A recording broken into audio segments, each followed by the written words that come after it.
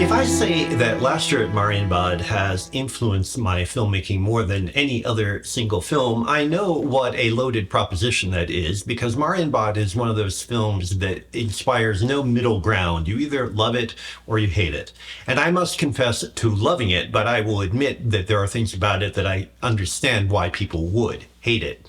So, what about it is it that I love? Well, let's start with the director, Alain Resnais. This was one of his most famous films. It was not the first film of his that I had seen, however. The very first one I saw was Stavisky, which he made several years later. But much of what I liked about Stavisky is also true of Marienbad. And to explain this, I'll resort to a personal note. When I was in my film student days, I used to joke that the best application of my talents would be as a director of perfume commercials. I still think that to a certain extent, but what I mean by that is the attention that Resnais pays to camera work and editing and lighting and getting everything just right technically. Now, in my video about 2001, I mentioned that one of Kubrick's influences on me was the valuing of technical perfection or perfect form. But at the same time, that I did not feel that at a formal level, I really got all that much from Kubrick. Well, Resnais, on the other hand, is an example of someone who cares about perfect form that has influenced me considerably, particularly in terms of the moving camera and his editing style. He's probably one of the most influential filmmaker editors who ever worked. And it has to do with editing on the basis of emotional revelation and juxtaposing different times, different places. It's the kind of thing which we almost take for granted at this point, but in the 60s, when Resnais was at the peak of his output and popularity, it was radically new. Now, having said that, though, that one of the other aspects of Marienbad, which I know displeases just about everybody, it's not just that it's fragmented and people don't object to the beautiful form.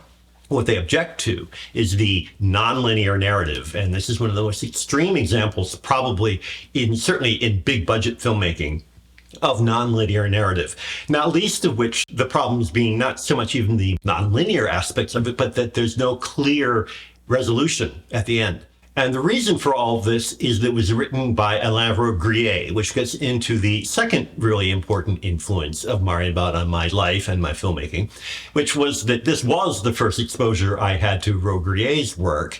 And I'm not quite sure when I actually got around to reading the first of his novels. It was a while, but still, Resnais has been a huge influence on my writing in particular, but also on my filmmaking. And I often joke about my filmmaking that when I'm kind of tired and I got nothing else to do and I just want to make a movie, I end up making what's often referred to as a puzzle movie or a pretty puzzle movie, using the techniques that were popularized by Resnais to a certain extent, and then going with them on my own. And I still do that. Occasionally I will make a puzzle movie just to play around. It's the most important influence on my storytelling.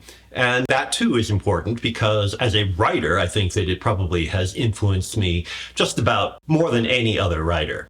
Now, one of the aspects of his writing that's particularly true of Marienbad is the idea of the relentless narration. And this too is something that I have built on, the idea of using narration not only to tell a story as it's normally used, but to provide the inner consciousness of the character who is experiencing the story.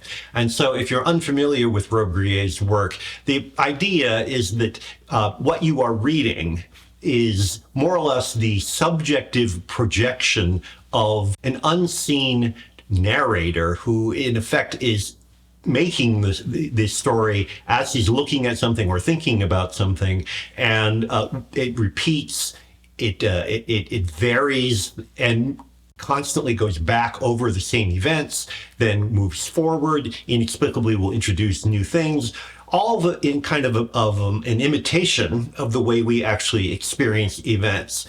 And in Marienbad, this is reinforced with a very repetitive and emphatic narration, spoken largely by Giorgio Arbatazzi, the actor. And by the way, the characters do not have any names in Marienbad.